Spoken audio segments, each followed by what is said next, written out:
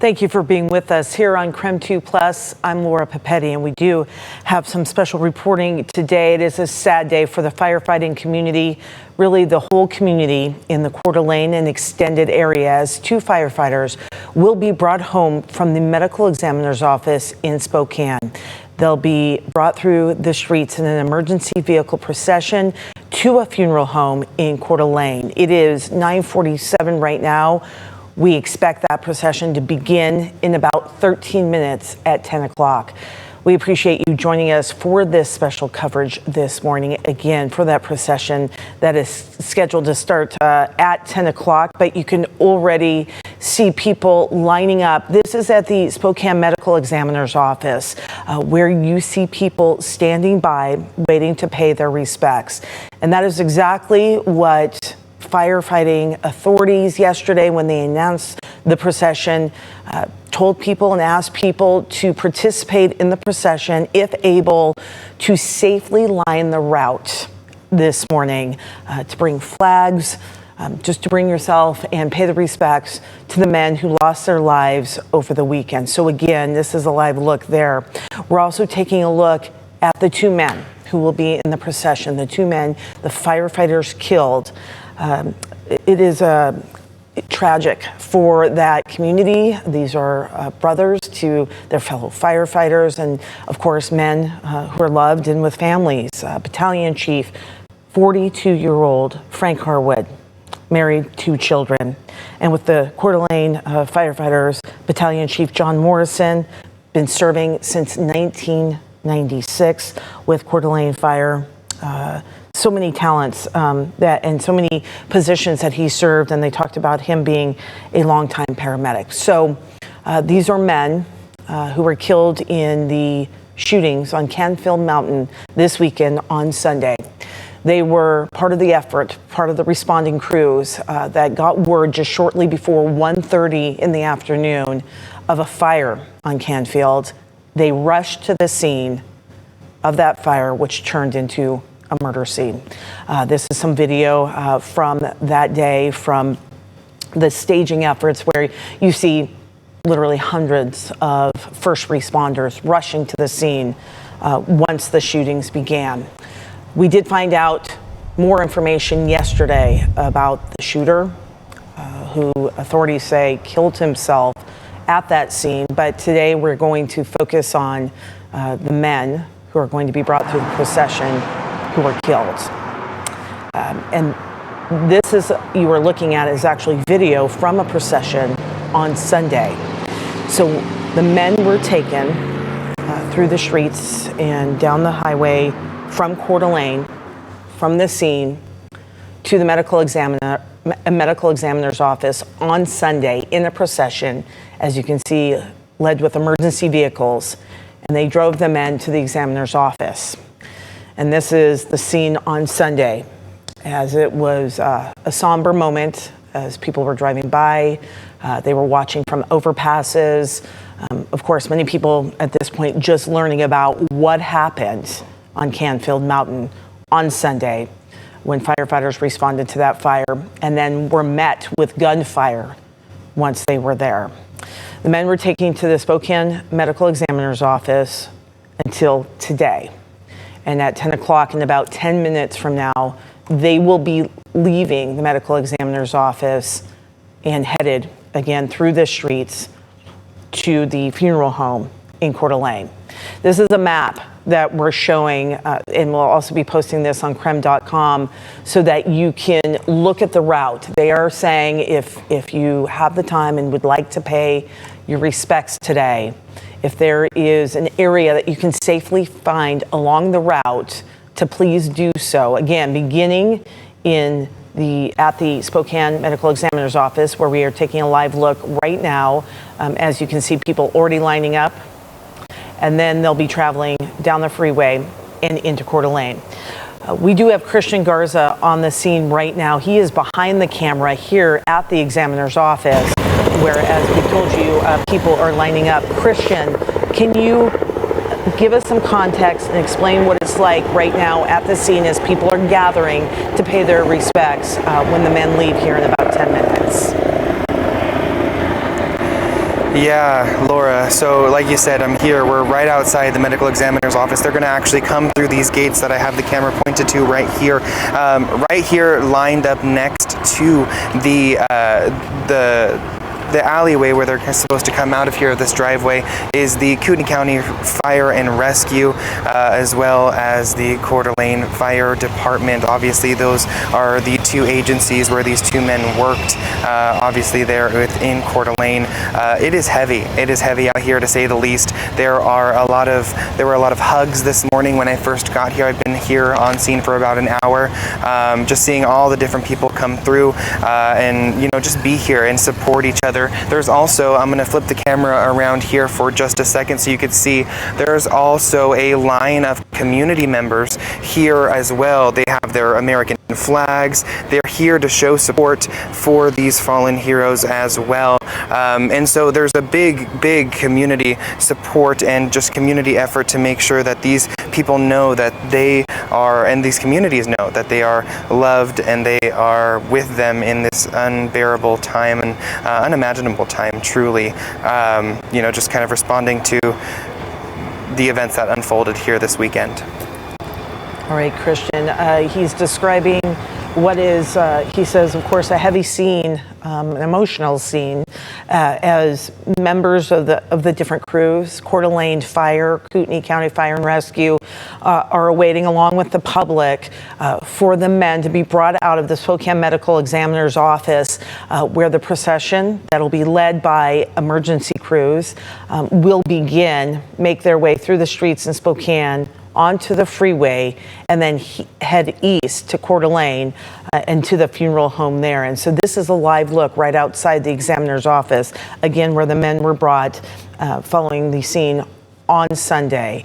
And they have been at the examiner's office and now will be brought home to Coeur d'Alene. We do have crews positioned along the route. And you can see in different areas, flags are flying. And we have a crew at Thor Freya, and I believe this is a live look where there's a flag flying there, right over where the procession will go. And we do have Regan Gallo behind the camera as she continues our coverage this morning of that procession. Regan, the scene there, that flag is spectacular. Apparently we don't have Regan right now. That flag is spectacular as it is flying, and people are continuing to gather in that area right now. Again, wherever you can be to watch the procession is appreciated, according to fire crews, as long as you can do it safely, as a way to pay respects, of course, to these men. One of the things that fire crews mentioned yesterday, before they started talking about the procession, is that they have received such an outpouring of support from the community, and what that has meant to them as a firefighting community, but also to the families of the men killed.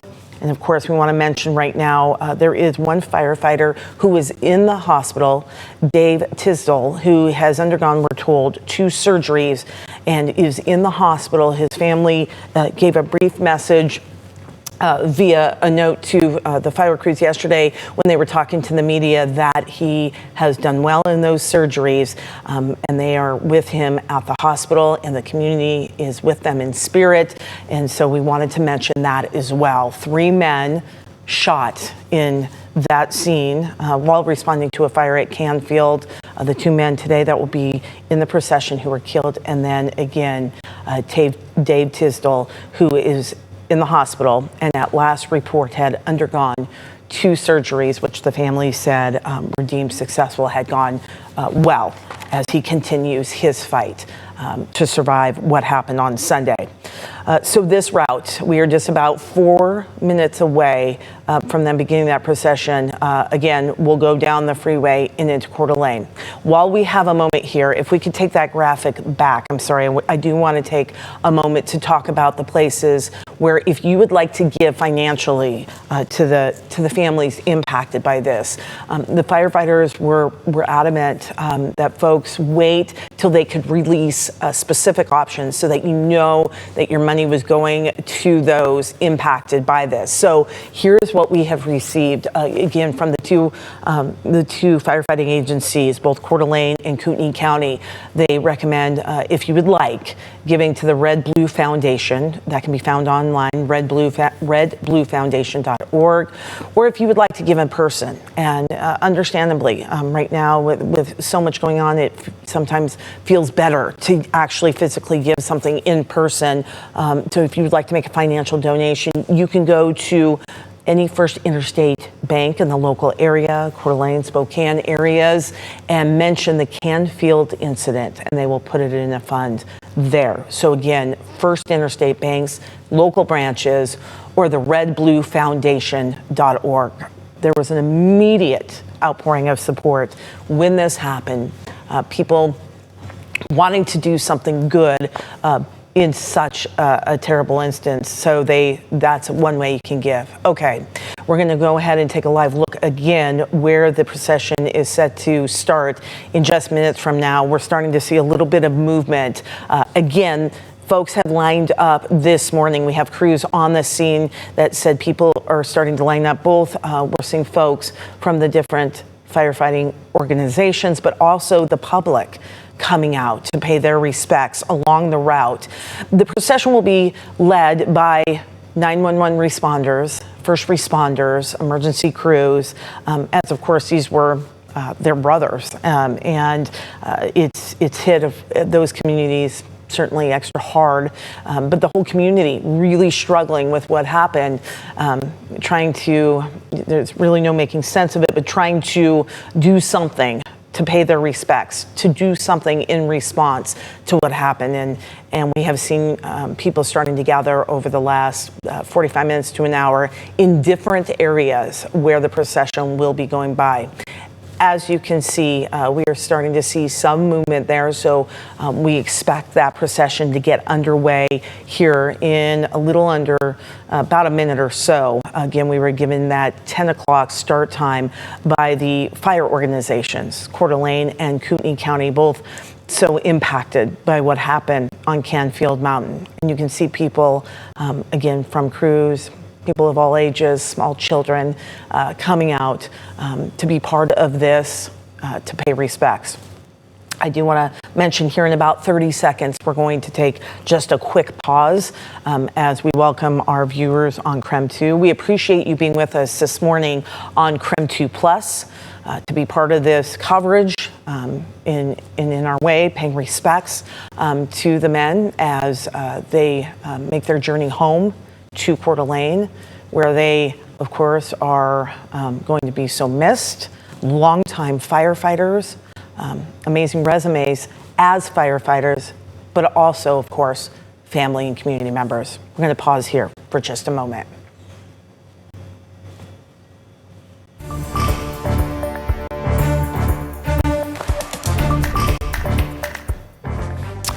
Thanks for being with us here on KREM 2. If you're just joining us now, and thank you if you're staying with us on KREM 2 Plus, where we have been talking and we have crews all along the procession route, which is scheduled to begin at any moment.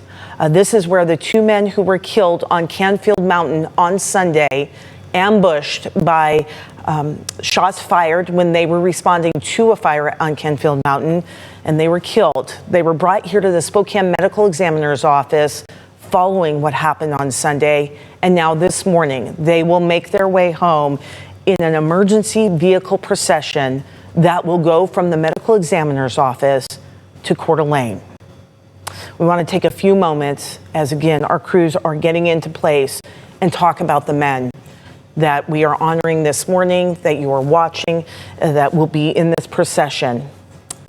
There is Battalion Chief Frank Harwood, 42 years old, married, 2 children, a veteran, and a long-time firefighter. Also with the Coeur d'Alene firefighters, Battalion Chief John Morrison. He began with Coeur d'Alene firefighters 1996. A longtime firefighter, and held a significant amount of positions, longtime paramedic. Men who were rushing to the scene when a fire was reported just before 1:30 in the afternoon on Sunday. Word of a fire, they rushed to help and were met with gunfire, ambushed at that scene where they were killed.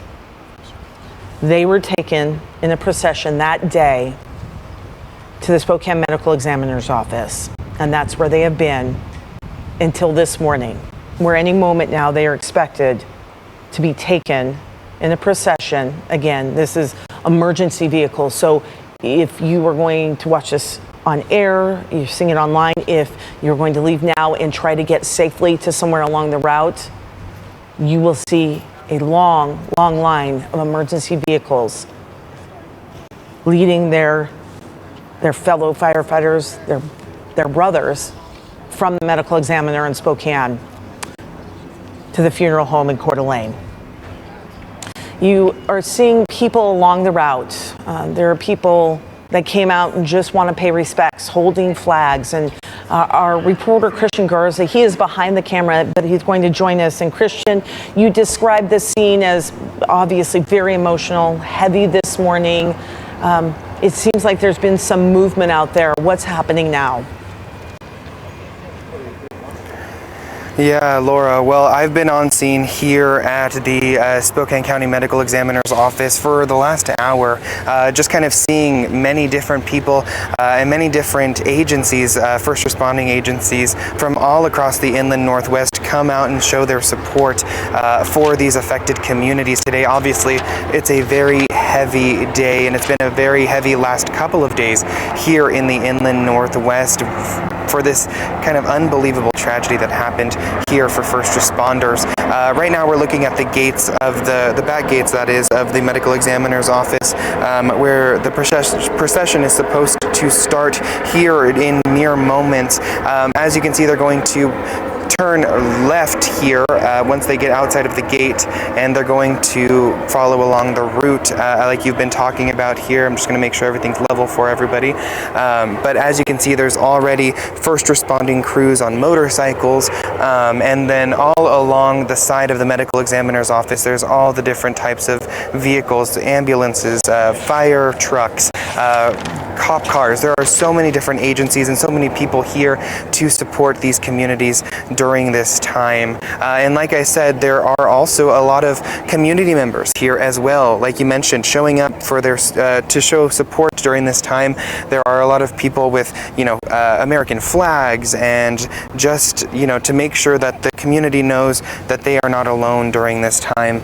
And there seemingly has just been a number of people growing here on the side to watch the procession start here, like you said, in just mere moments. But there, like I mentioned, the atmosphere here is just very, very heavy. But there's also, a sense of community as well, because everyone here is doing so to support each other and make sure that everyone knows that they are not alone during this time.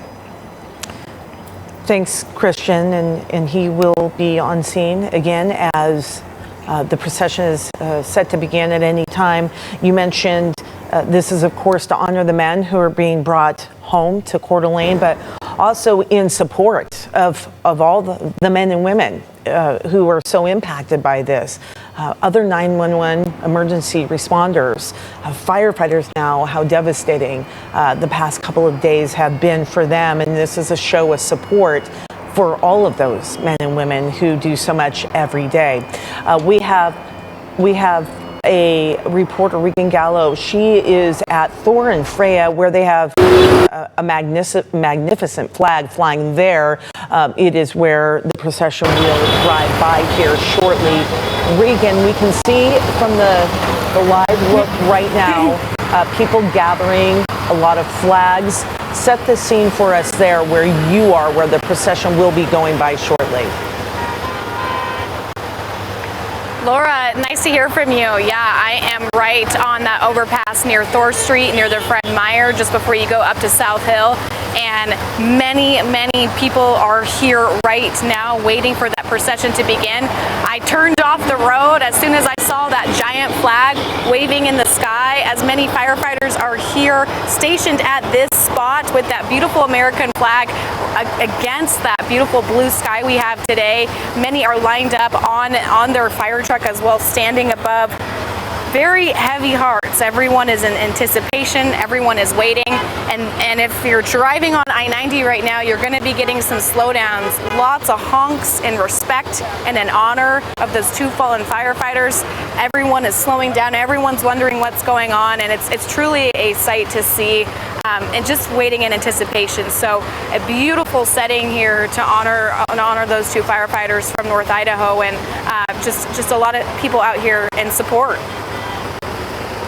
Regan, thank you. And as she said, just a lot of people standing out with their flags, gathering today, showing support for the two men, support for the families impacted by that, and really the firefighting and the greater emergency crew community.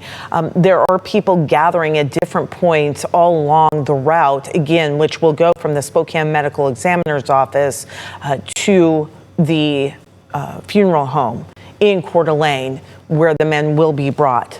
I do want to take one quick moment to mention Dave Tisdall. He is the third firefighter who was shot Sunday on Canfield Mountain, who was part of this ambush. He is fighting for his life. He is in the hospital. His family released a statement through firefighters yesterday at a media conference saying he did well, 2 different surgeries so far, and that was as of yesterday. He had already undergone 2 surgeries, and we're showing a picture of him. So again, part of that crew, part of those emergency workers who rushed to aid, rushed to a fire shortly before 1:30 when they got the call on from Canfield Mountain that there was a fire, and was harmed in that. He is in the hospital, his family at his side, and fire crews and fire officials talked about him yesterday, of course, wanting him to be in everyone's thoughts right now. This is a really emotional day, as you might imagine, for so many people. And we're taking a look here. This is at the 7th Street overpass, Coeur d'Alene area. And this is where retired firefighters are gathering, we're told this morning, getting ready to honor the men as they come through the procession. And so you can see so many people and firefighters, the fire trucks, flags, they're out there holding their kids. It's a time right now, of course, just to be with family and loved ones as you gather for what's going to be an emotional time for so many people right now. You know, we've heard from so many people in the community, right, that they're so impacted by this. And then when you think about that tight-knit community of emergency workers and specifically firefighters, what a horrible, horrific time this must be for that community at large. And so many of them coming out, you can see the flag in the background there, and more flags as people again continue to gather for the procession that is due to start at any moment. People have been lining up really throughout the morning. We have crews that have been on scenes for about the last hour, and they said people have just been coming, and many of them again carrying those flags and signs of respect throughout the last hour, gathering for what's going to be a somber moment as emergency crews lead that procession through the streets of Spokane from the medical examiner office down the freeway into the funeral home. I want to take a moment, if we can, to put up a graphic as we wait here. That's a picture of the back gates at the medical examiner's office where we are expecting the men to be brought out. But before we get to that, as we wait for that, let's take a few moments. So many people wanting to make donations, we've been asked. So many people want to make sure the money is going to those impacted. So these are from the Coeur d'Alene Fire Department and the Kootenai County Fire and Rescue Departments. This is what they have given us. You can find also, they have posted it on their social media outlets as well. The redbluefoundation.org. And if you would like an in-person option, you can go to your area First Interstate Bank, your local branch in the greater Coeur d'Alene and Spokane areas, and mention the Canfield incident. Then they will know what account to put that money in and get it to people who have been impacted by this. So many people, of course, impacted by this. We were also, as part of the media conversation yesterday, the media releases, and we are grateful to the fire departments and the sheriff's office for taking time to update us yesterday, really talking about some of the resources that are being brought in for the folks in the fire departments who are so shaken by this, bringing in different resources. They have peer counseling. They said they have a specific crew coming in that handles or helps with supporting funeral arrangements. They are bringing folks in to help those family members impacted. So there's so much to be done and so much support that needs to happen, not just, of course, for the families of the firefighters, but the greater family of the firefighter. People talk all the time about their work families. Well, these are men and women who, of course, work together every day in really intense emotional settings, who live together as firefighters often do. So they spend a lot of time with their fellow firefighters, their coworkers, and it becomes family. And so it's really hard to imagine what so many of them are feeling right now. I would certainly never be bold enough, but imagine that to assume anything other than imagine this time right now is extremely hard and extremely emotional. And this morning, this procession will certainly be part of that journey that they're on now, following the events that happen. One of the things we're seeing all along the route this morning of the procession are these just amazing flags that are being put up in honor of the men as they'll be coming through. And we're seeing the whole area is filled with different emergency crews, fire trucks, standing in wait for the men to be brought down the procession route. And again, those magnificent flags, just enormous, and can be spotted as you head down the freeway. If you haven't, maybe you're just getting up now to leave the house, beware. This will be moving slowly down the road from the Spokane Medical Examiner's office, down the freeway, and into Coeur d'Alene. And there will be an extreme amount of emergency vehicles. There will be people lining the streets. Fire officials are hoping people are able to do that, line the streets safely. They are asking that people be very cautious. So certainly they don't want anybody hurt today as they're trying to pay their respects, but that if you're able to do so, you are certainly invited to do that. If you're going to be going somewhere, making your way through your own day, be aware that this will be going on shortly. We were told at 10 o'clock that it would be at 10 o'clock. So obviously past the top of the hour. So we expect it at any moment as those, again, so many members of the community are standing by and waiting. If we can take a moment and we can show the pictures of the men. We are not purposely talking about this morning the shooter that was involved. We did find out more information about him. You can read about that on KREM.com, or certainly we'll have it throughout the day. But this morning, honoring, celebrating the lives of the firefighters who were killed. Battalion Chief Frank Harwood, 42 years old, with a family, also a veteran as well.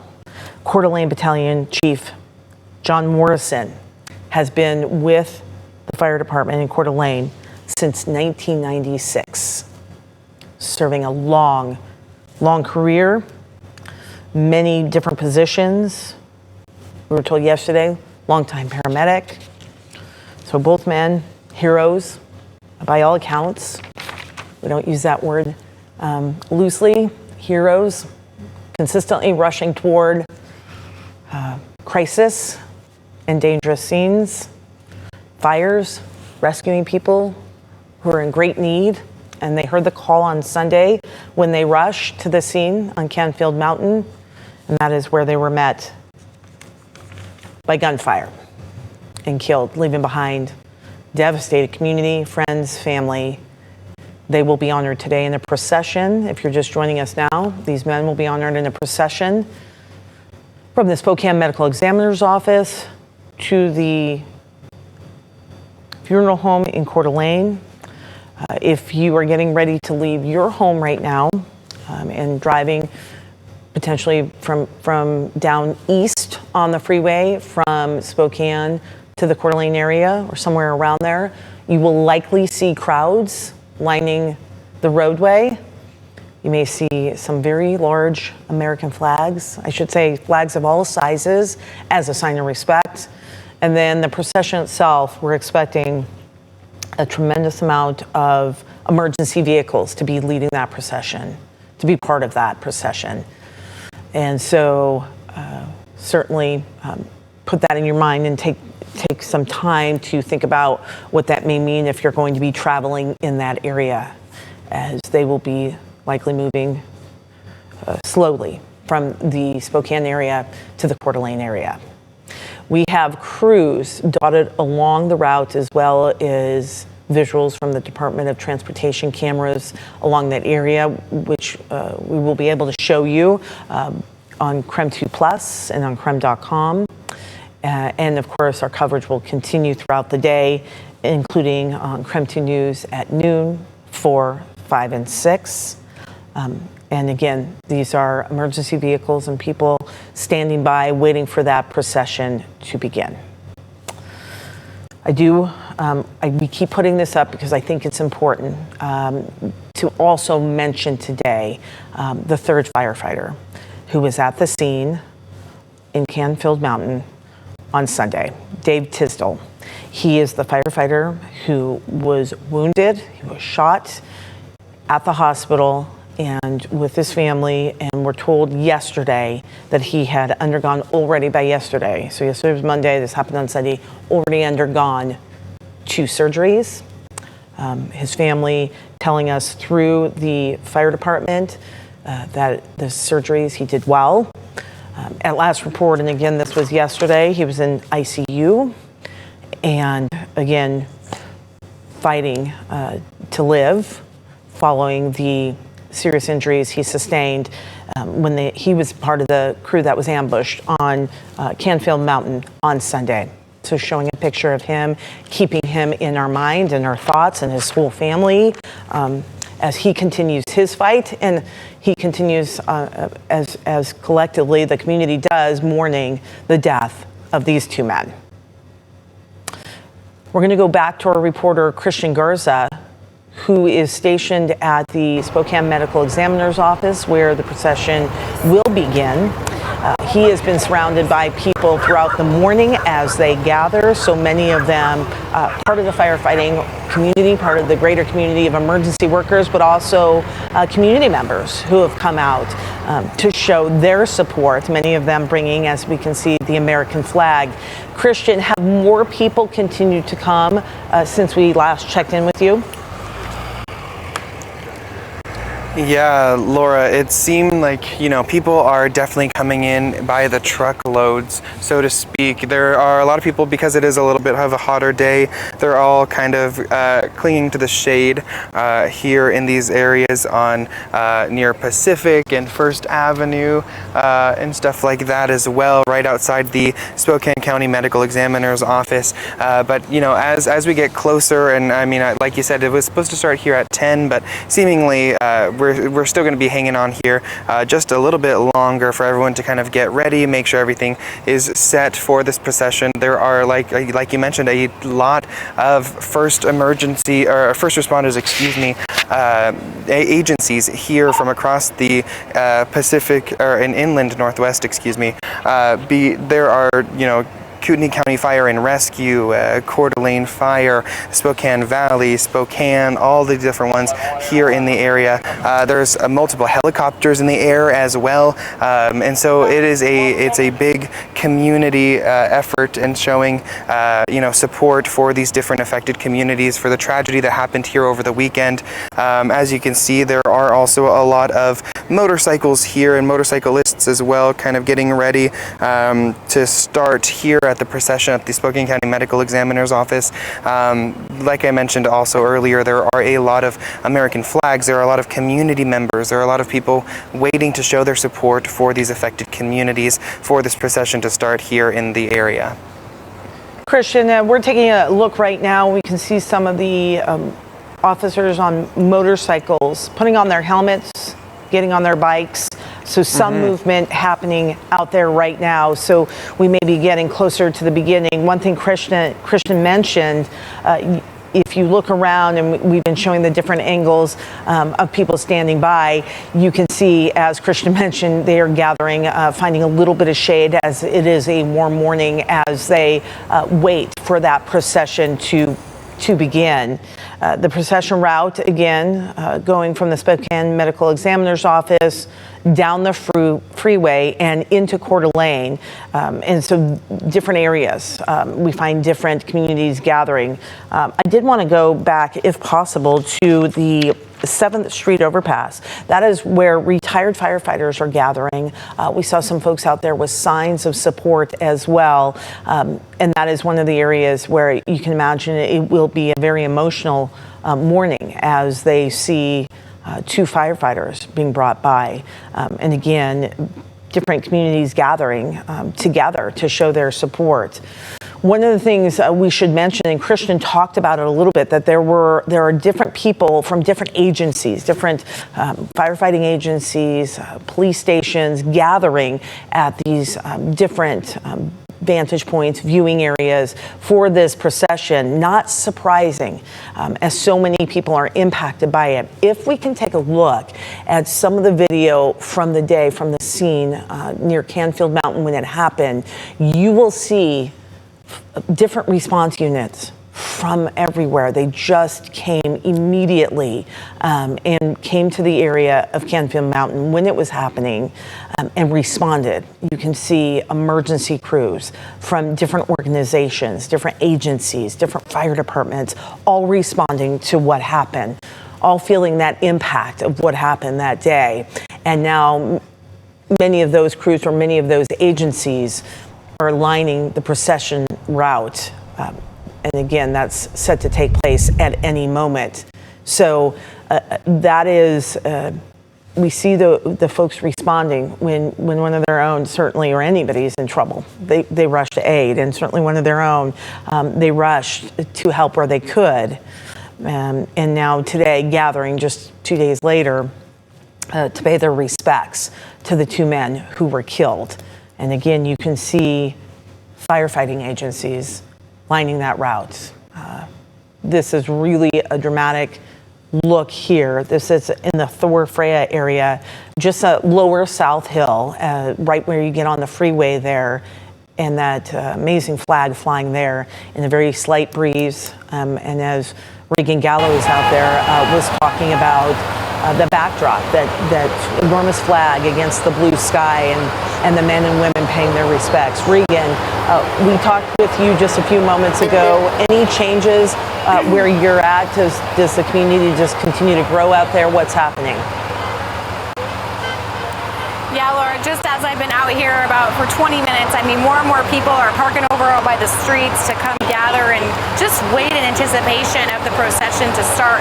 More people with some wonderful signs that they made to show the honoring of our fallen firefighters. So just a very patriotic scene here, and it is very hot outside, so definitely some of those firefighters that are waiting in anticipation on their trucks, I can tell they're trying to be careful as just the heat and the sun are especially right on everyone's backs. So trying to stay as hydrated as possible, but the crowd is growing out here. If anyone is going to be near Thor and Freya, definitely just be sure to expect slow down times. Everyone is slowing down, everyone is honking, everyone on the freeway is just basically taking a moment to just watch the beautiful flag, honor the firefighters in any way that they can. So lots of flags out here, a lot of support, and just a really somber but respectful scene.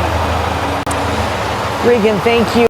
Regan, talking a little bit about that. Christian as well, talking about people just in their own way, taking a moment, even if it's just honking a horn, waving to the men and women who are lining that route, just taking the time, again, in their own way, as best they can to pay respects. And I'm not sure what we're looking at here. Is this a different angle of Thor Freya?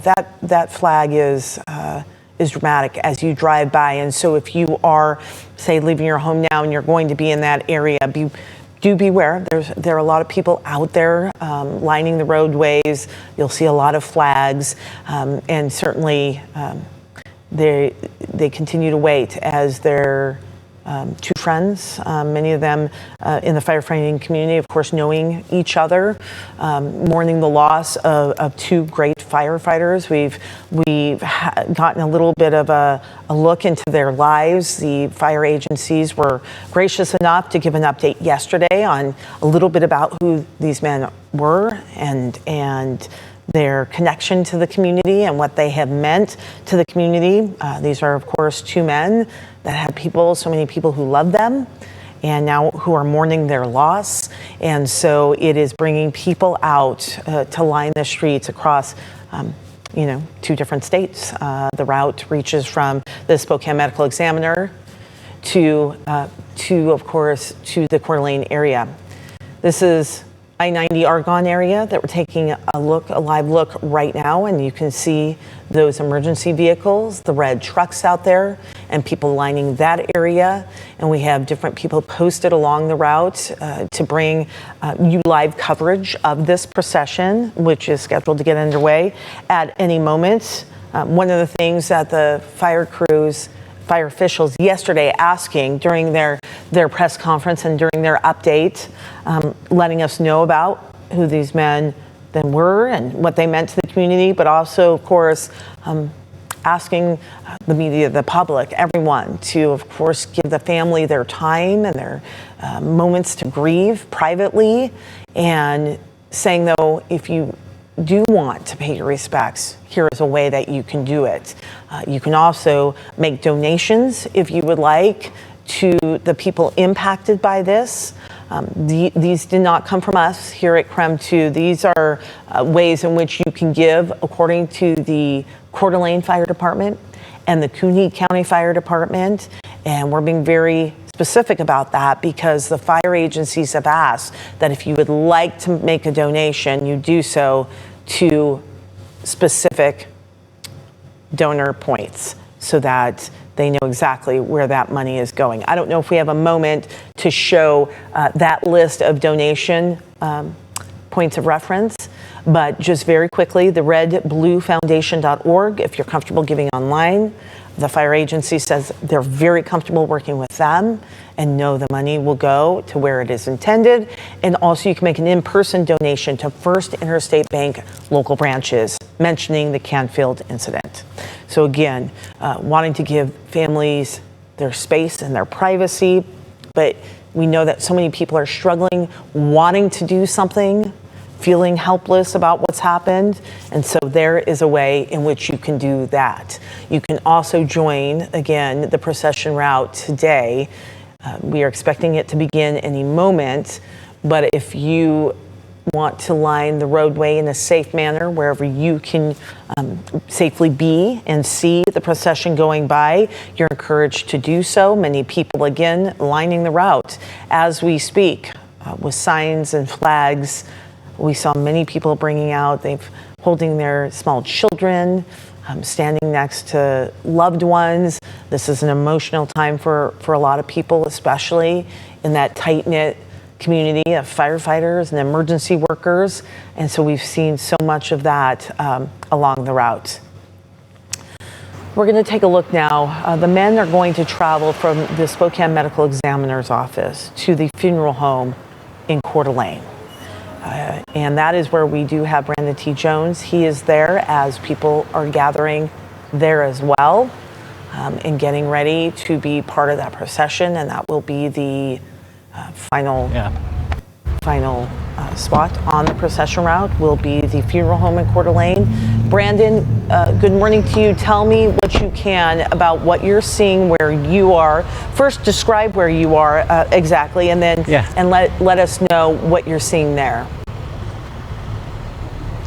Yeah, hey there, Laura. Well, this is the English Funeral Chapel right here. This is where the procession will be coming to an end. So what you're looking at right now is some live images of people who are still showing up here to Coeur d'Alene. Of course, still waiting for that procession to get underway, but crowds are growing by the minute here in Coeur d'Alene. A lot of people just coming out to try and pay their respects. Of course, the last few days here in Coeur d'Alene, in North Idaho, across the inland Northwest have been extremely challenging. Have been extremely difficult to process and try to make sense of this tragedy that happened here and the loss of these two firefighters that were just out here trying to protect their community, responding to a fire before being ambushed by a gunman. So again, this is at the English Funeral Chapel. We've been out here all morning long. We saw some of these trucks start to make their way out. They've got a truck over here with the American flag. Al, if we can pan over here, they came and set this up around 8 a.m. this morning, this old school fire truck. And you could see that, or just sense the feelings that these firefighters, that their colleagues are holding with them today. It's not clear how long it'll take, and of course grief has no exact timeline, but you can imagine they're going through a lot right now. They're going through a lot. They've lost two of their brothers. Another one is actively still fighting for his life in the hospital. So I think the sense that you're getting from these people that are out here right now is just an opportunity for them to come out here and pay their respects. I talked with one lady not too long ago, a woman out here who says she's lived in Coeur d'Alene since 1985. She said a few years ago, she had a fire in her basement. She was alone, home by herself. Her husband wasn't there at the time. And firefighters came out, they responded. They woke her up in the middle of the night. There was no smell, there was no sign of a fire, but the entire basement was engulfed. And I was having a conversation with her. This woman's name is Sharon. As I was having a conversation with Sharon, she just got extremely emotional. You could tell just how impacted she was by these local heroes. I know, Laura, that's something you said a little bit earlier. It's not a term we use loosely.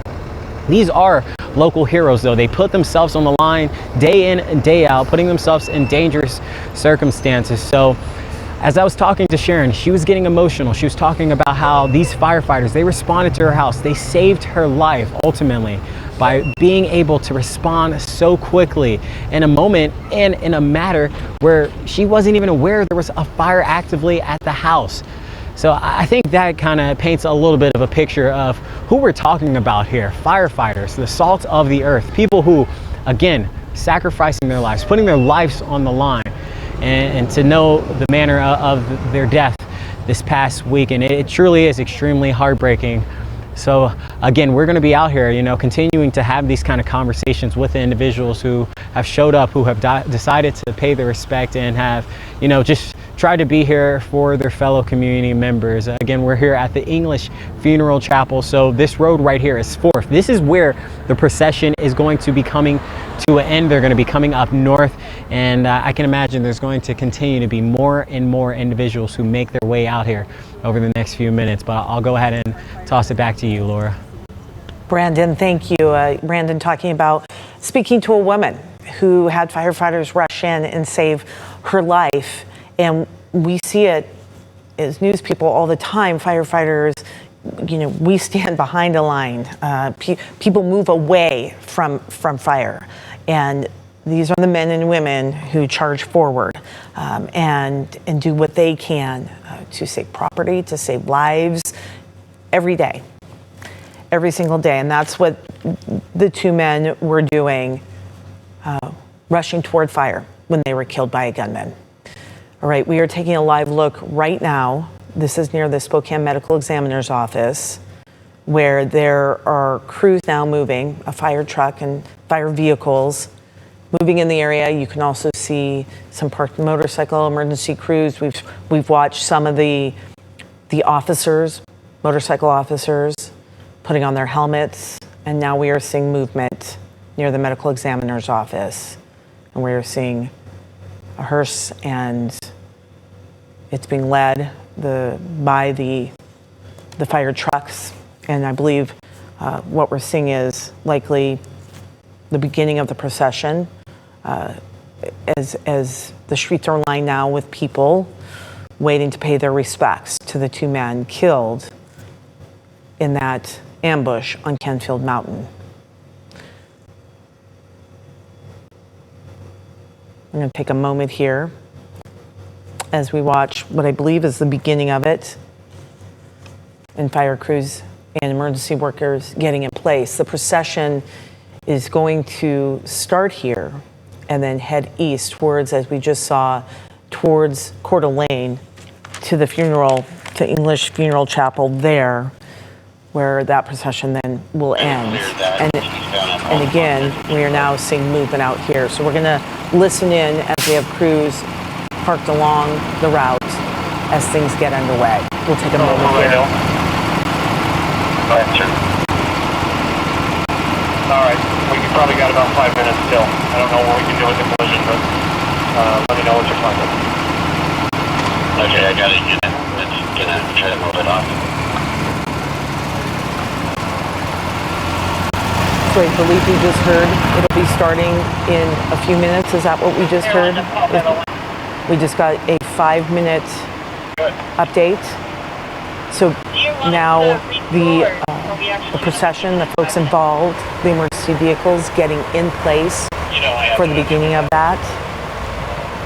As you might imagine, it is a horrific couple of days for the firefighting families, but also the greater emergency crew family. That extends, certainly crews don't really see boundaries and state lines. This is a community that expands throughout the inland Northwest. And so you will see different agencies involved in what's going to happen over the next several minutes as the procession begins and they begin to travel east.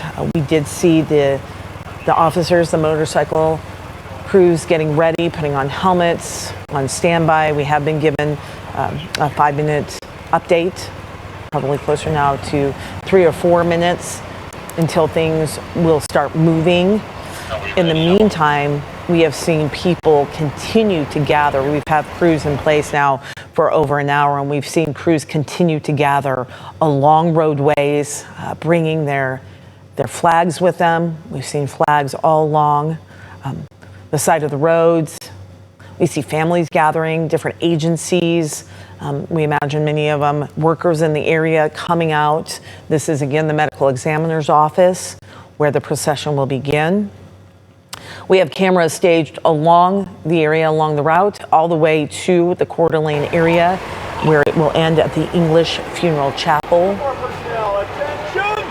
And again, the two men being brought in the procession, killed on Sunday on Canfield Mountain while being heroic, responding to a report of a fire shortly before 1:30.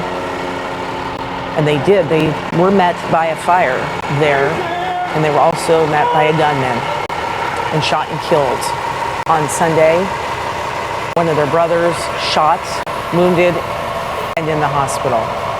We're going to take a moment now to pause and listen in as the procession gets underway.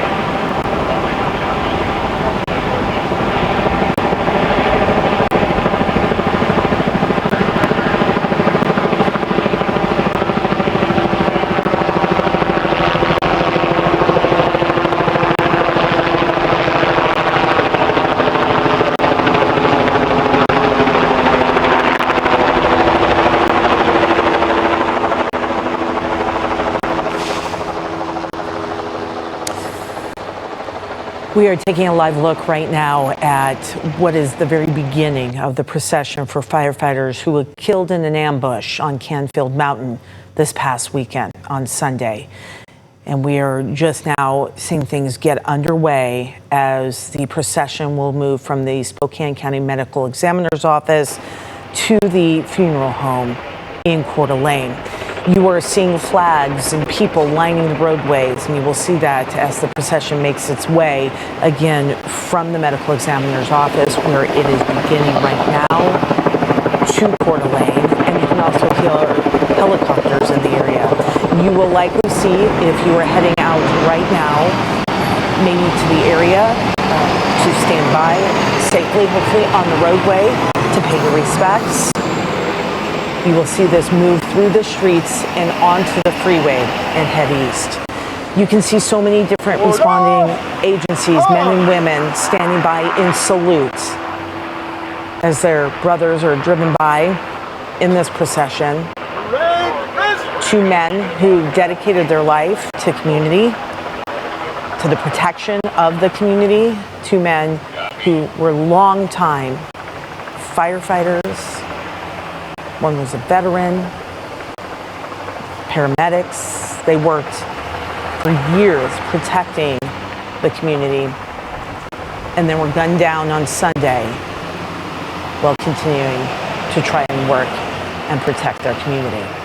Today, an emotional day as the procession is just getting underway right now, and you can see dozens of emergency vehicles, firefighting vehicles, from police agencies from around the region who are part of this procession, taking the two men from the Spokane County Medical Examiner's Office, again, to a funeral home in Coeur d'Alene. It has been an incredibly challenging couple of days for the emergency working community as they not only have to say goodbye and mourn the loss of two of their brothers, but also their thoughts with the firefighters still in the hospital. The third firefighter who was shot on Sunday on Canfield Mountain and who is now struggling to live and who has undergone 2 surgeries so far, we're told by the fire agencies. The procession is moving by now, again, traveling from this point at the medical examiner's office, will make its way through the streets. And we can certainly take a look at some of the different areas that it will be traveling by, as there are men and women lining the streets throughout the Spokane, Coeur d'Alene areas, paying their respects. And you will see, if you're in that area along the route, you will see flags flying, people saluting, people holding handmade signs, standing arm in arm with their friends, family, colleagues, and certainly see hundreds of men and women who work every day in that emergency response community and do what they can to serve their community. And now, again, saying goodbye to 2 of their own.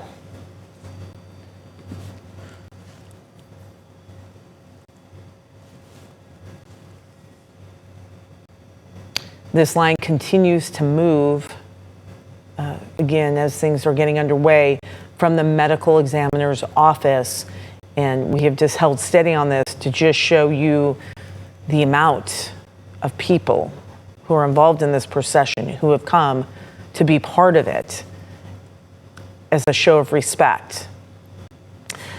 The procession now reaching the freeway area, and again we have Department of Transportation cameras. This is near Division Street, and we have cameras positioned along the route. Department of Transportation cameras are live, and you can see it, the procession, as it makes its way through the city, now onto the freeway, where then the procession will head east towards Coeur d'Alene. You'll see cameras updating as we go through those Department of Transportation cameras that show the procession. Fire agencies asked yesterday if people needed a way to connect, and a way to pay respects, that as they give the family, of course, privacy and the ability to mourn in their time and in their space. This was a way for the community at large to come together and show their support, not only just for these two firefighters, but for the firefighting community as a whole.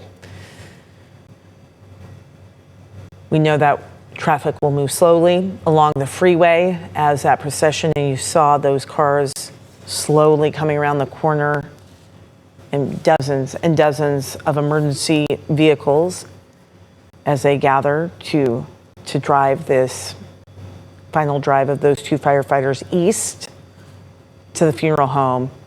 And we have cameras positioned along the area overlooking. We have cameras overlooking the freeway. These are bridges and overpasses where people are gathering. Obviously, we have our cameras trained on to the freeway, but in the distance there, you can see flags flying that emergency crews have brought, members of the community have brought to stand by, stand and wait for the men and the procession to make its way through the Spokane, Coeur d'Alene areas. As we saw people gathering, it's certainly a warm morning. People were finding bits of shade where they could, but they started gathering, some folks gathering hours ago to begin the wait, making it part of their day and part of their process in grief to be part of today's procession. If you were just getting up now, maybe heading in that direction, traveling east along the freeway, do make note that this is happening. It may take some time as things move through. And again, you will likely see people gathering on the sides and on overpasses and the procession itself.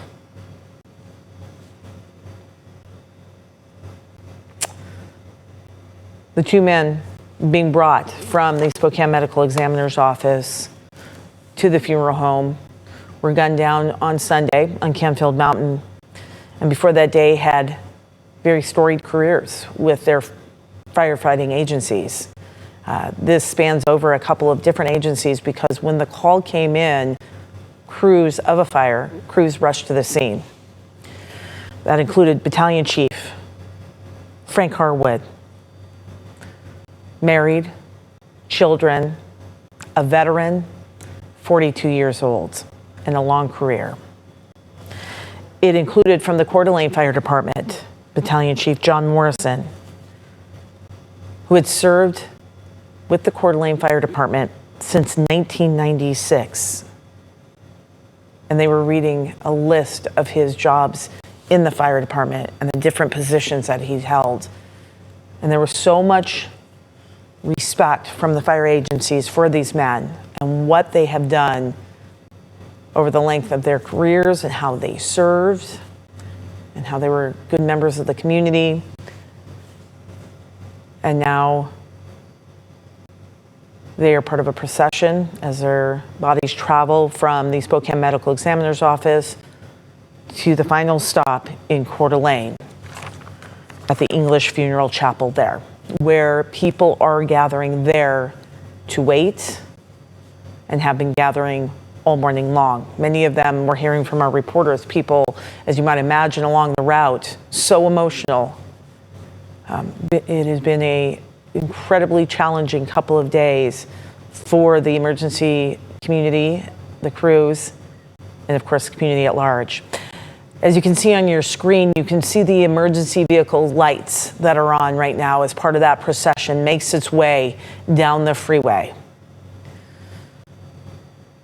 And people allowing them, of course, to pass, to go through, and the people on the side of the roads, on the overpasses, paying their respects. You can see crews we're seeing so many motorcycle officers with emergency agencies, groups of police officers paying their respects. You'll see the route itself, both in the procession and on the sides, filled with firefighting trucks and fire crews. This is an emergency vehicle-led procession And that is why you will see dozens and dozens of emergency vehicles with their lights on now as they make their way. I'm not sure what this vantage point is that we're looking out here. This is the Thor Freya exit at the bottom of Spokane South Hill. So it is just making its way now through that area in Spokane, sort of that east central area down by where you get on the freeway there. That's where that camera is positioned as crews make their way by with the procession right now.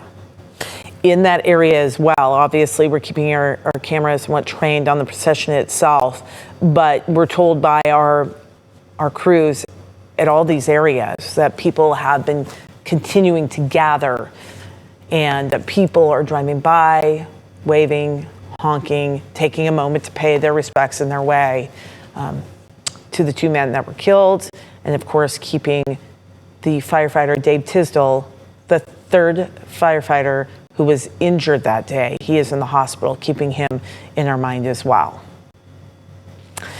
This procession will take time, of course, to make its way through Spokane, down the freeway, over State Line, and into Coeur d'Alene. We will continue to follow the procession on KREM 2+ and continue to carry it live as it happens, as it's unfolding. On KREM 2, we'll take a moment here as we wrap things up on KREM 2 and get back to regular programming, but know that we'll continue to follow this. If you would like to switch to KREM 2+, if you would like to read more about it, of course, we will have everything posted on krem.com, and we will continue to track the stories as they unfold throughout the day. And you can join us on KREM 2 News at noon, 4, 5, and 6. Thanks for being with us. To all our viewers on KREM 2 and to those on KREM 2+, we will continue with our coverage.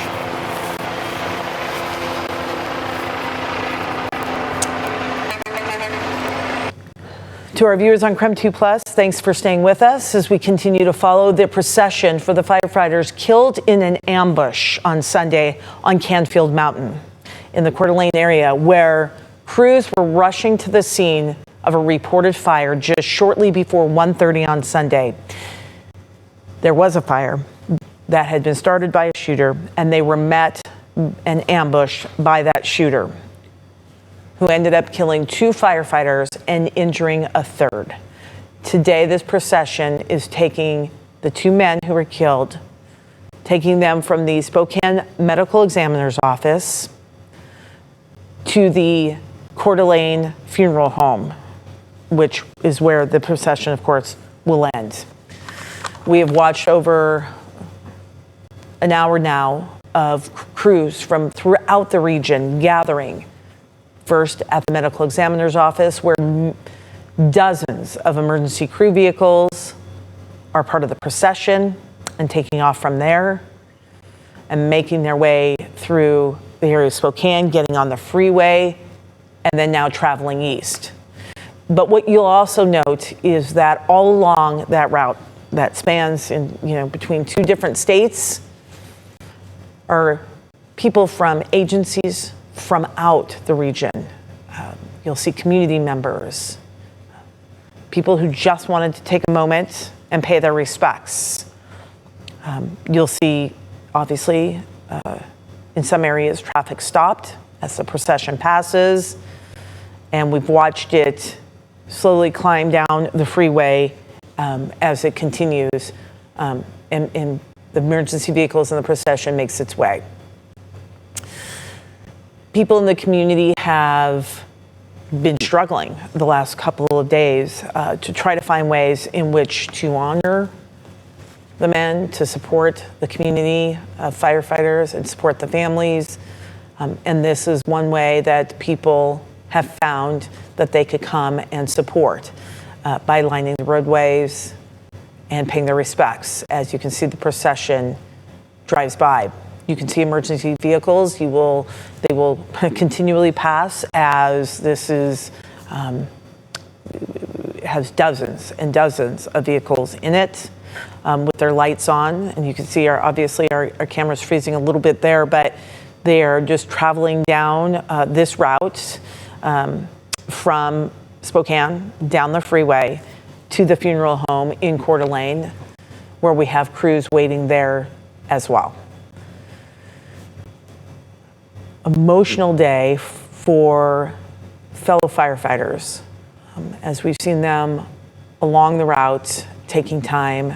Many of them, of course, bringing whole units, bringing out the fire trucks and these just amazing flags that are flying in the sun with the backdrop of the blue sky, as the crews take a moment to watch the procession pass them, as now it is up and going and on its way. I don't know if we have other video that we can take of some of our crews in the Coeur d'Alene area that are waiting with the public to welcome the procession. The scene of these flags are just really spectacular, as the fire teams have brought them out and hung them. As the procession will pull by, they will be able to, all those emergency workers will be able to see those flags and to see and hopefully feel the support of their fellow 911 responders, as well as the community as a whole. And you can see the vehicles going by with their lights on. So many emergency vehicles making their way down the freeway. The procession was slated to start about 10. It was just getting underway short time ago, so it gave people time to gather.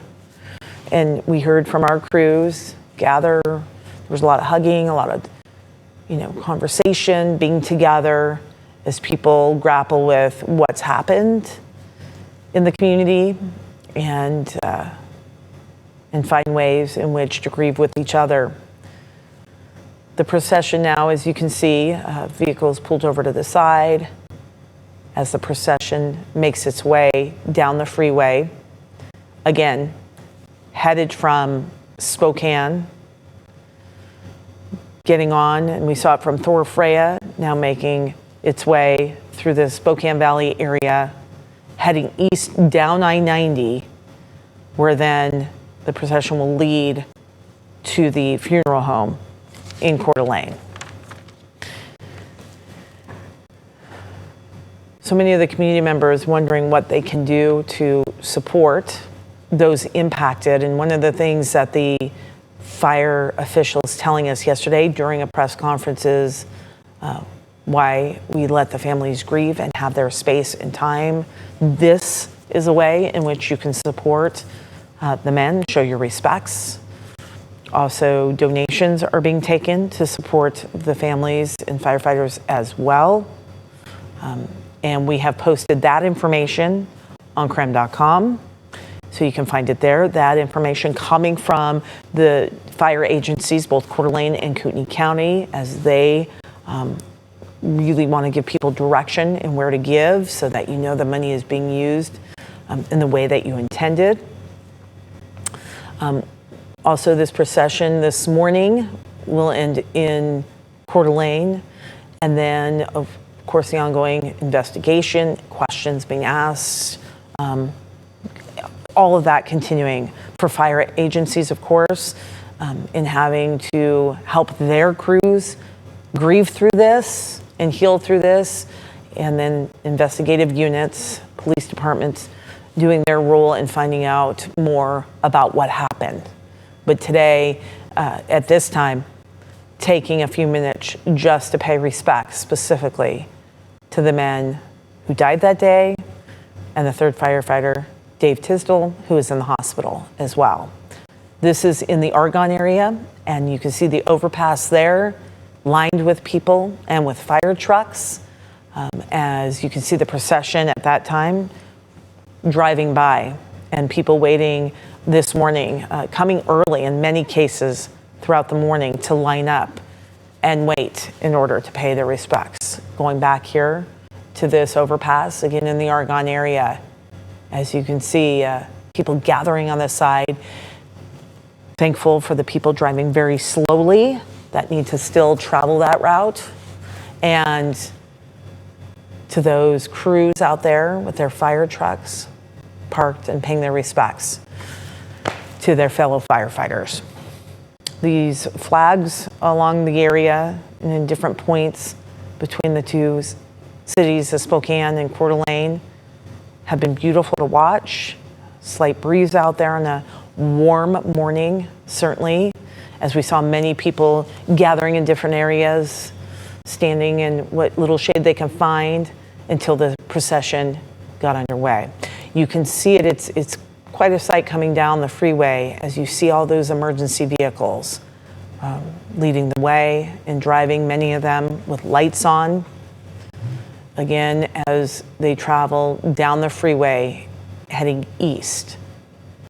If you're just leaving your home, maybe watching this, and you're going to be in that area, especially now as it heads into the Coeur d'Alene area, just take note, obviously, traveling at a somewhat slower pace as they make their way to the funeral home, where again, also take note of the people, so many people standing on the side of the roadways, trying to safely watch it. And so just be aware of that. It's sometimes hard as you're driving, watching something like the procession, but also being aware that there are more people than normal on the side of the road. And again, they too, maybe not, their eyes focused on something else as they hold signs and flags. So beware of that.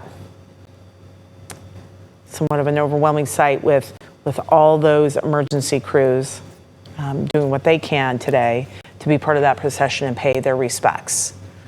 Certainly what happened this weekend, shaking the 911, the emergency communities, and this is an opportunity for them to do what they can this morning and be part of that procession. I don't know if we have a moment right now as that continues to make its way and the group of folks continue to make their way. If we have just a quick moment, I did want to put up the pictures of the men. So as we've been talking so much over the last couple of days about everything that has happened, about the case itself, and so many questions out there, and there is a lot of time we'll be asking a lot of questions. And I know so many agencies right now are working so hard to get answers, most importantly of course, for the families and the loved ones. But today is, in this moment, at this time, really so much about honoring specifically these two men. Both longtime firefighters, longtime members of the community, including 42-year-old Frank Harwood, a battalion chief, married with 2 children and a veteran. And with the Coeur d'Alene Fire Department, Battalion Chief John Morrison, there since 1996. These men spent years rushing into danger, serving their community, helping people who needed them in the moment that they needed them. And that's when they died, rushing to a scene of a fire reported on Canfield Mountain on Sunday, shortly before 1:30, when they were ambushed. Those are the 2 men being taken from the Spokane Medical Examiner's Office to Coeur d'Alene as part of this procession, which you're seeing on your screen. You're seeing the pictures of the men, but also live the procession that's happening as dozens, and I don't have an exact number. We'll certainly get maybe more context later of the number, but we've seen dozens and dozens of emergency vehicles traveling the route. Again, down the freeway. Many of the emergency vehicles with their lights on. Part of that procession, people pulling over as the procession moves by. Hundreds of people lining the roadways, holding flags, signs. We've seen whole groups, agencies, firefighters, standing on the roadway. They've brought their fire trucks, many of them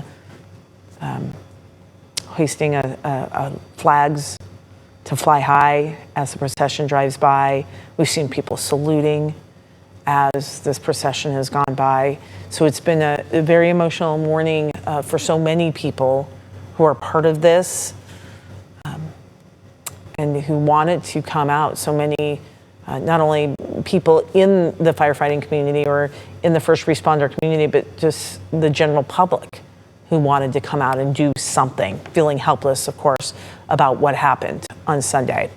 But really taking time today, in a moment in time, to step back from the investigation of the case or reporting of it. We have crews, of course, working on that, but it's so important to note that these were men with families and friends and a community that is mourning them. And so wanting to take a moment to honor them as we show their picture. Also, we do want to mention there was a third firefighter who responded that day as well, also ambushed, wounded, and at last report in ICU, Dave Tisdall. He is in the hospital, and when we got the reports yesterday from the firefighting agencies, at that time told he had made it through 2 surgeries. But important to the firefighting community and the leaders of that yesterday, saying very important on this day today to remember and keep him in our thoughts as well, as he is fighting to live and his family is going through the horrific experience right now. So we're looking at right now live. This is Barker Road area approaching Liberty Lake as the procession has now made it that far, again, from the Spokane Medical Examiner's office to the Barker Road exit as we approach the Medical Lake area. And so many people now, again, just standing by, watching the procession go down the road.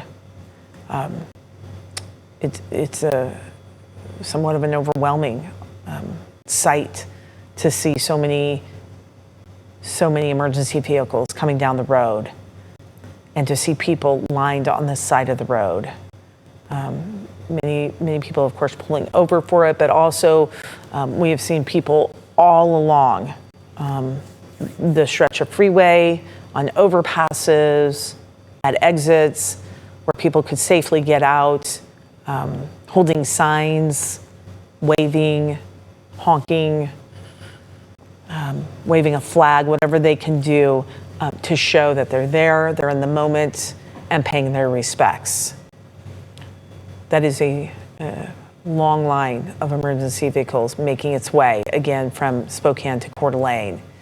And so just letting people know, as if you don't need, if you're here watching and you don't need to be in that area right now and don't necessarily want to head that way or get out of your car, that might be an area to avoid. However, they had invited the public to come out, of course, and be part of the procession and part of that support, not only for the man who died, but also for the greater community of first responders that are so impacted by what happened. This will continue, the traveling will continue. We have a crew that is stationed, and I just want to get this name right. They are stationed at the English Funeral Chapel in Coeur d'Alene, where the procession will end. And certainly the mourning will continue, and the questions and the investigation, all that will continue. But this being an important part of that process, firefighters talked about yesterday, and an important moment to note. This is in the Liberty Lake area, and you can see the procession on the cars heading east, driving towards that camera, and coming down all those emergency vehicles that are making their way. Again, as we head into, they're going to be crossing over into state line fairly soon. And this is a really dramatic shot that we've been getting all morning long, as you see a fire crew stationed there, and they've lifted that flag flying high for folks to see as they make their way down the roadway. We saw so many motorcycle crews from police departments positioned on the road and leading that procession. And we watched them get ready this morning as so many people in vehicles gathering in the area of the Spokane Medical Examiner's office. You can see the folks there on the right, and what a sight that must be to see all those emergency vehicles coming down the road. Of course, this has been, we imagine most people at this point know what is happening and what this represents, as this has been part of the collective conversation now for the last 2 days since Sunday, since this happened. People trying to make sense of it, people working through the mourning process. And so imagining a lot of those people know exactly what they're looking at as they see those emergency crews make their way down the roadway. On this Tuesday, it's been going on now, I think it started about a half hour ago, if I'm not mistaken, when the procession actually got underway. But many people standing outside, we heard from crews out there that people started gathering at, brought vehicles out and signs out starting at 8 o'clock this morning. And so many people have spent the morning preparing or gathering together with their friends, family, or their coworkers or colleagues as they wait. This is approaching state line, and we've been talking about how it will make its way over into that area very soon now. And we have seen this shot now for quite a while, as we've seen a fire crew gathering, and they have hung that flag high. It's been beautiful. It's a huge flag. It's been lightly blowing in a very, very light breeze with the blue sky as a backdrop as they wait on that overpass for the procession to pass under them on its way to Coeur d'Alene and again to the English Funeral Chapel where that procession will end. Again, so much of what's going to happen is long-term now from here, with investigation, with crews being brought in to help support the firefighting community. We were hearing from fire leaders yesterday that there was a team flying in that responds for funeral support for the families, of course, impacted in losing their loved one in this. There's peer counseling going on. There's resources that are being directed now to those impacted by what happened on Sunday on Canfield Mountain. But everybody taking a bit of a pause in that today to outwardly show support for the firefighters, for the families, for the community during this procession. And then again, looking long term and hearing from fire agencies and saying, look, there are so many questions that need to be asked and hopefully answered, but that they were focusing yesterday when they gave the press conference, they were focusing on specifically on who these men were, what amazing firefighters they were, community members, and really wanting to talk about that as they got ready for this procession and knew this would be happening this morning. If you're just joining us now on KREM 2 Plus, you are watching the procession for firefighters that were killed in an ambush on Canfield Mountain on Sunday. 2 firefighters were killed, 1 injured, and is now in the hospital. These men were all part of units responding to a report of a wildfire on Canfield Mountain just shortly before 1:30 on Sunday. When they arrived on scene, a fire had been started, but they were met also by gunfire.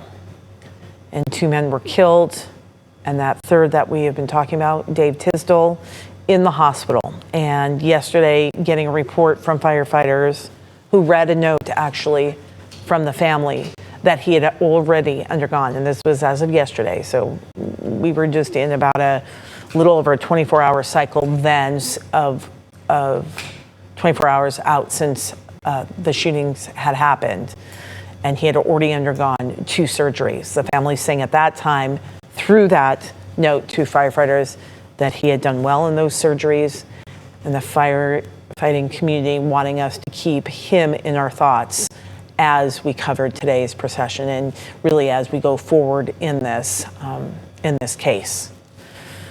The procession, again, making its way east. If you're just joining us now on KREM 2 Plus, thanks for being with us today as we watch the procession, as people continue to honor those killed on Sunday. It started at the Spokane Medical Examiner's office and will end at the English Funeral Chapel. I don't know if we have a camera up at the chapel right now. I know we have a crew there. That is where things, as you can see, on your screen right there, you can see some flags flying, some people standing by, people holding their flags, sitting on the roadway. You can see fire vehicles there as well. People driving by right now, of course, taking note that there are so many people on the side of the road and driving very slowly. We much appreciate that. As, of course, fire officials yesterday wanted everybody to head outside and be part of this, but to be safe doing so, of course. Brandon, we spoke to him earlier as people were gathering, and he said there was a vehicle that someone brought down, an old fire truck, old-fashioned fire truck that somebody brought down and parked starting at 8 o'clock this morning. Again, people looking for ways to be engaged and to be supportive. It's hard to know what to do. This was, I believe, earlier when things started. And you saw people saluting. That was at the start of the procession at the Spokane Medical Examiner's office when it began, and it has traveled now. I believe we're likely over the state-line area of the procession as crews are making their way east. They are in Idaho, I'm told right now, and that procession will be ending shortly at the English Funeral Chapel where people are waiting there. We're taking a look back at some video of the beginning of the procession. And one reporter described the scene as just really heavy as people were out there waiting for such a sad process. But so many people saying, as we've talked to people throughout the community, wanting to do something, not knowing what to do. And this was a way, of course, to be part of that collective mourning and part of the process of being able to honor the men involved. If we can take 1 minute and put up, there we go, the donation. That was one thing people right away, when it happened on Sunday, how do I give? What do I do? And the firefighting agencies, Coeur d'Alene and Kootenai County, both asking to wait on the donations until they could give us specific ones to donate to, so they knew that the money would go directly to what people wanted it to go toward, which was, of course, supporting those impacted by what happened. So the redbluefoundation.org, an agency that you can give money to safely online, and again, that will be used to help those impacted by what happened on Canfield Mountain on Sunday. And then if you would rather have an in-person option, a lot of people just like to feel that they're handing over money. They like to give it in person. And you can do so at First Interstate Bank local branches. So we're told, in the Coeur d'Alene, Spokane area. And when you go in and you want to give and to those impacted by what happened, just let them know it's with the Canfield incident. Of course, the shootings happening on Canfield Mountain in an area that is known to be just beautiful and filled with trails, and people recreate there, and then such a horrific scene unfolding on Sunday when firefighters responded to a report of a fire and then were met and ambushed by gunfire. So this is a way to give. If you would like, you're able to give and know that your money then will go to those impacted by that. And This is coming from the two fire agencies, again, Coeur d'Alene Fire and Kootenai County Fire and Rescue. If you would like to learn more about this, I was on both Coeur d'Alene and Kootenai County's Facebook pages earlier. They have posted this information on their social pages, including Facebook. If you would like to go there, certainly we will put it on KREM.com as well. So, and then certainly if you would like to read more about the Red Blue Foundation, you can look at redbluefoundation.org and learn more about that organization as well. Of course, everybody wanting to do what they can. And it's different for everyone, what you can give and what you're comfortable with. And I know that all donations are appreciated, of course. And so many people asking right away, which was really kind, that so many people immediately thought, how do I help? And this is a way in which to do that. Another way, of course, people are doing what they can is to line the streets today for this procession that is now has made its way from Spokane County Medical Examiner's Office and is now in Idaho.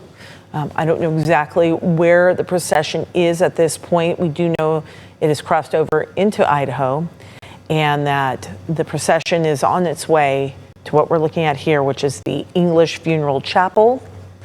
And that will, of course, be the final stop on that procession. Along the roadway, on the overpasses, on the areas where on-ramps and off-ramps where people could pull off and safely gather, we have seen people do just that as a chance to pay respects. Before we get, and I suspect the procession will be here shortly, if we could take one final look at the picture of the two men who are part of that procession. I think it's important and to take note that these two men served their community for years. Battalion Chief Frank Harwood and also Battalion Chief with the Coeur d'Alene Fire Department, John Morrison. The two men shot and killed on Canfield Mountain.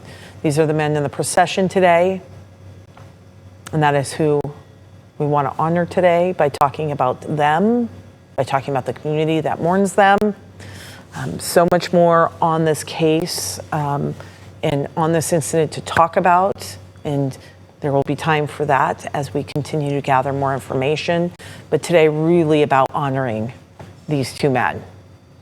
And you can see their final stop will be at this funeral home in Coeur d'Alene, and that's where people have gathered, though they have been all along the roadways since the procession left the medical examiner's office in Spokane, which has been, it has been great acts of kindness as you see people standing by the roadway with homemade signs, flags, some like this hoisted high above by fire departments who are waiting for the procession with their fallen brothers to drive by. That has been an awesome sight, those flags flying high. And we have a photographer, Chard, out there who has been positioned, I believe, in the 7th Street overpass. And that is where we have seen retired firefighters waiting as well. And I don't know, Chard, if you can hear me.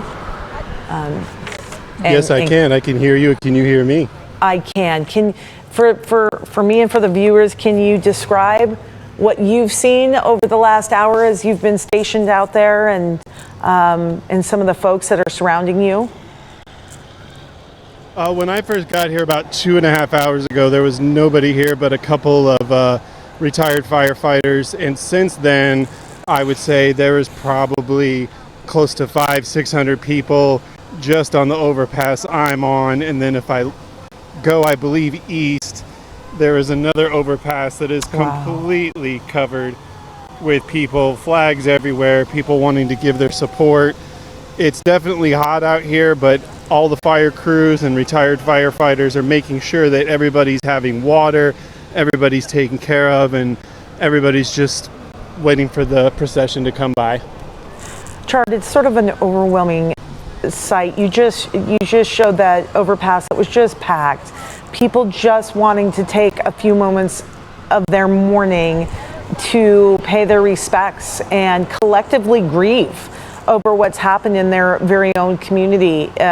It's sort of a quiet time. You can see the crowds are gathered and you know, they are shoulder to shoulder certainly, but it's certainly a quieter mood than as they wait for this procession to come by. Oh, for sure. I had a couple people tell me that they told their boss they're leaving to go get this, to go come here, and they'll come back, and there was not an issue. And it seems to be a very well-attended, very community-based time, and it's really nice to see given the moment. Absolutely. We heard when crews were responding to the scene on Canfield Mountain, people in the community said, look, right away, we want to do something. We don't know what to do. And this is an outlet for that, an opportunity to do something when you feel so helpless to do anything to support. It sounds like a very supportive effort out there. Yes, very much so, very community-based, and everybody's just eagerly anticipating to pay their respects. Gerard, thank you so much for being out there today. He's one of the many crew members we have out there covering the procession on this very warm morning. As he said, of course, this is always when you see such kindness come out in people. And he said they are firefighters and retired firefighters handing out water, making sure people stay hydrated so that they can be part of this moment. But be safe as well. He talked about, you know, some folks saying they told their boss, look, I'm going, I need to go do this. And I think there is a collective sense of grief right now in the Coeur d'Alene area, but certainly expanding outward. You know, it's just such a heartbreaking time for the firefighting community, all emergency responders. This is what they do. They run into danger, and they thought they were running to fight a fire, and then met with gunfire. And so it was so startling for the community when this happened on Sunday, and so many people right away saying, "I want to do something." And today, really being. It's a bit of a gift, really, to be allowed to do something when you're feeling so helpless. So this, we're grateful to both the Coeur d'Alene Fire Department and the Kootenai County Fire Department for taking the time to hold a press conference late afternoon yesterday around 4 o'clock. They let us know this procession would be going on, and immediately people said, okay, this is something that they wanted to do. So we knew we would likely see folks lining the roads today, but it has been heartwarming to see how many people have gathered. Many of them just quietly standing by, talking quietly. Earlier today, we had reporters talking about some just emotional moments for people, hugging, being together. We saw a lot of people had little kids in their arms and flags, gathering as a family, and as Chard says, really a community-based effort. And as we've crossed over from Spokane into Coeur d'Alene, you've seen really the need for people to be out there and to be part of this, as today is about honoring, again, these two men that have served their communities for so long as firefighters, as first responders. And I know people are like, why does she keep saying their names? I keep saying their names because this is a way to honor them and to remember them. And they did a lot for their community. Battalion Chief Frank Harwood and Battalion Chief John Morrison, again, representing two different agencies, but really united in their efforts to serve their community for so long. And that's what they were doing on Sunday. They were in the moment of service when they ran towards a fire on Canfield Mountain, and They were killed in that process by a gunman, and another was seriously hurt. Dave Tisdall is in the hospital. At last report, again, from the firefighting agencies yesterday, we've been told at that time he was in ICU but had survived 2 surgeries already after being shot on Sunday. You see these crews standing by. They have been waiting, some of them for hours, for that procession to come by. And now, as we see this live shot, you can see the motorcycle officers leading, lights on, as they make their way past this crew that has been waiting on that overpass with that flag flying high and the procession making its way to the funeral home in Coeur d'Alene.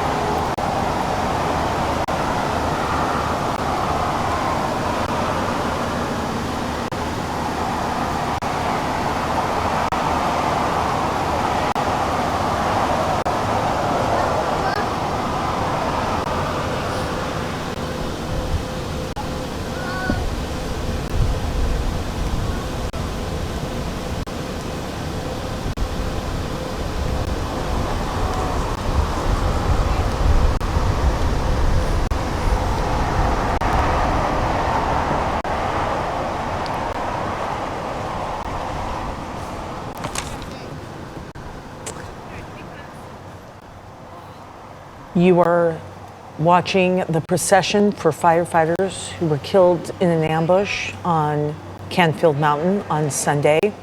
If you're just joining us now on KREM 2 Plus, welcome. If you've been with us for some time now as we continue to watch the procession, we are airing this to honor the two men killed as they were rushing towards the fire and then were met with gunfire.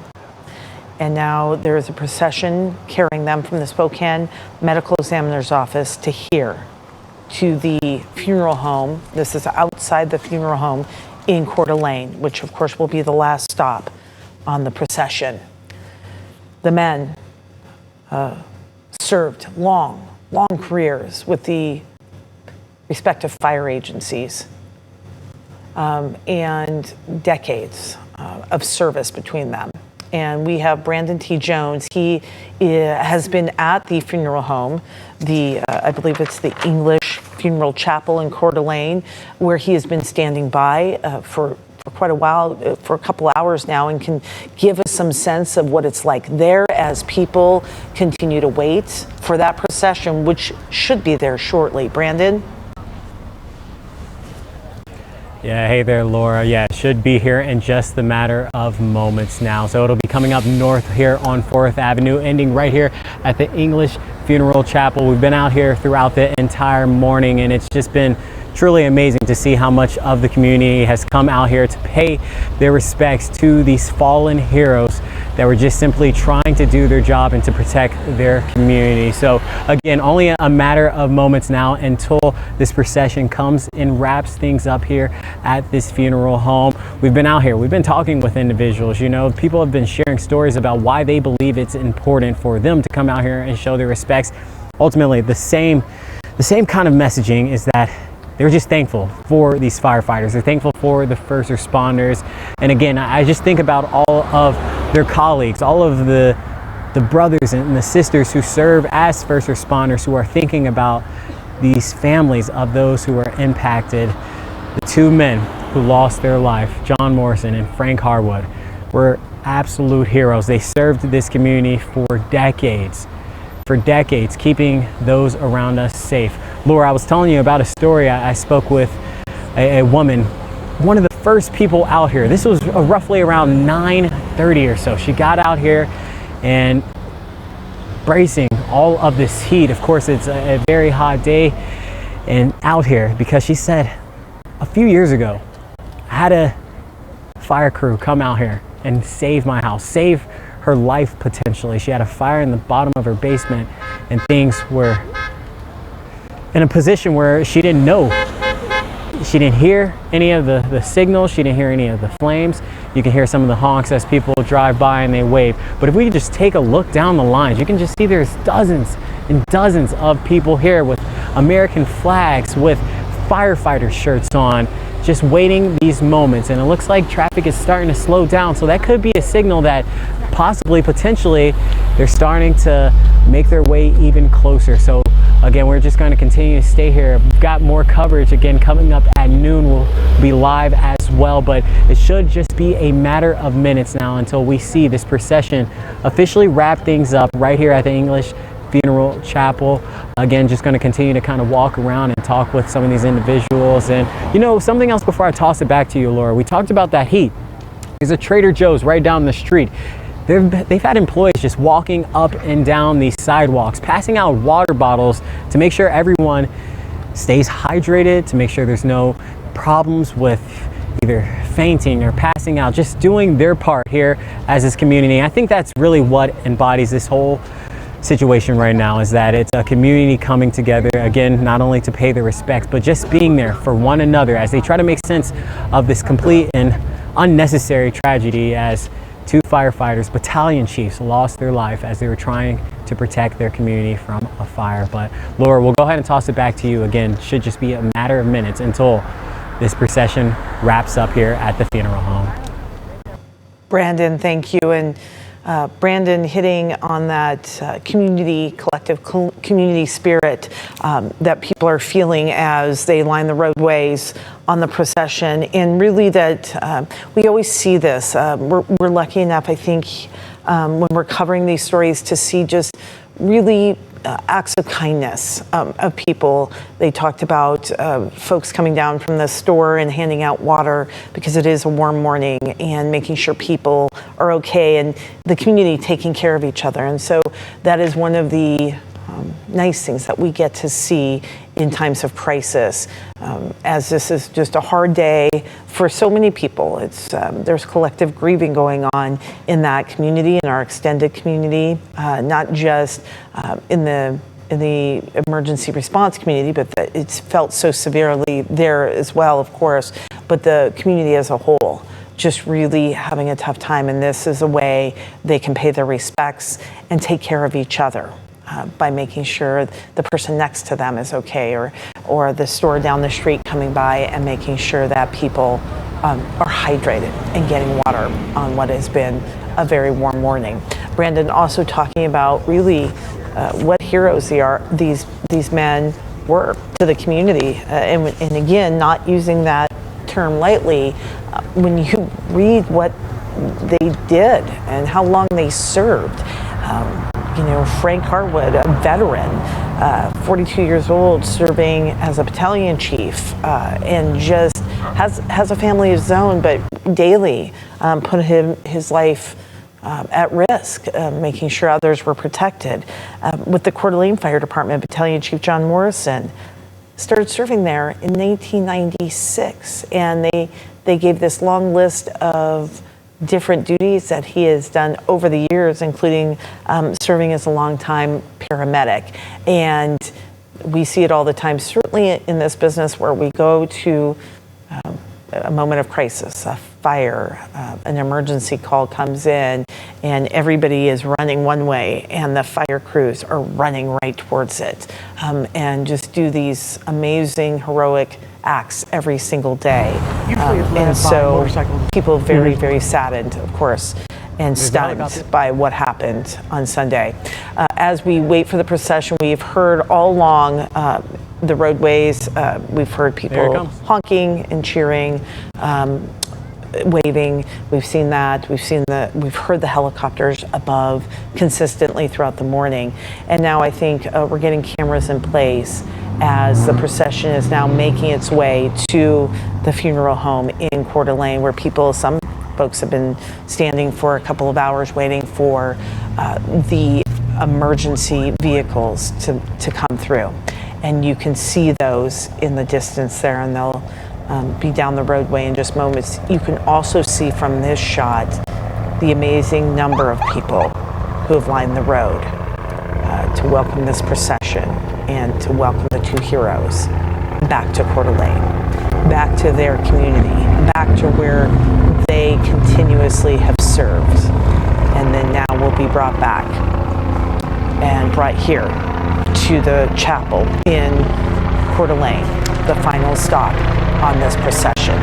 We're going to take a moment now and just listen in as the procession is now ending here at the funeral.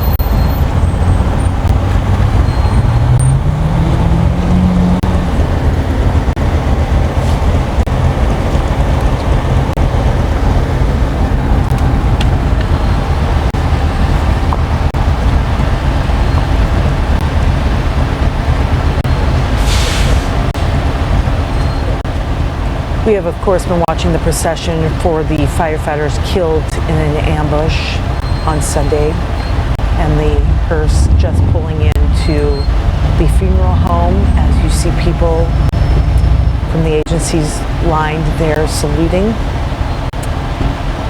The procession making its way from Spokane, a Spokane medical examiner's office, here to the funeral home, led by emergency vehicles, which a few in the lead positions pulling in as the hearse came in behind, and then now the emergency vehicles driving through and dispersing at this time. Some still pulling in, as you'll see there. People line the streets, different points throughout the couple of dozen miles between the start and the end. Lining the streets with flags, signs, standing shoulder to shoulder on overpasses. Some of the fellow officers from different agencies saluting. People coming out to pay their respects today in what way they can, as the two men who were killed when ambushed on Sunday on Canfield Mountain were driven in a procession from Spokane to Coeur d'Alene. Now asking some of the media and some of the different people in the area to step back a little bit so fire crews can get through,